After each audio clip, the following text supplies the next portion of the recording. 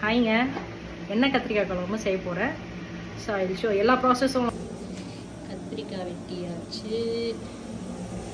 பாதி ப்ராசஸை நான் ஆல்ரெடி பண்ணிட்டேன். மஞ்சத்தூள், மிளகாத்தூள், தனியாத்தூள், இஞ்சி, பூண்டு, கருவேப்பிலை, சின்ன வெங்காயம், தக்காளி, இது எல்லாமே போட்டாச்சு. போட்டு இதை வந்து நம்ம வதக்கி அடுத்த ப்ராசஸ் வந்து நம்ம வந்து கத்திரிக்காயை வந்து வதக்கணுங்க. இப்போது இது லைட்டாக அப்படி திருப்பி போடணும். இது கொஞ்சம் இது வந்து ப்ரௌன் ஆகிடுச்சு இல்லையா? அப்போ இந்த சைடு போட்டால் அவனும் ப்ரௌன் நல்லா இதாகிடுச்சு கத்திரிக்காய். இப்போ எடுத்து சும்மா அப்படி வச்சுக்கலாம்.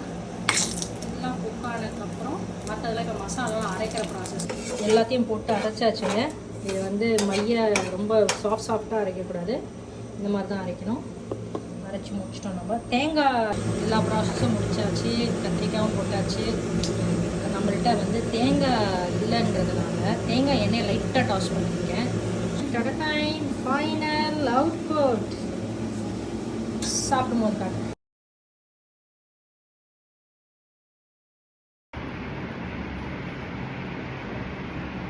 எண்ணெய் கத்திரிக்காய் குழம்பு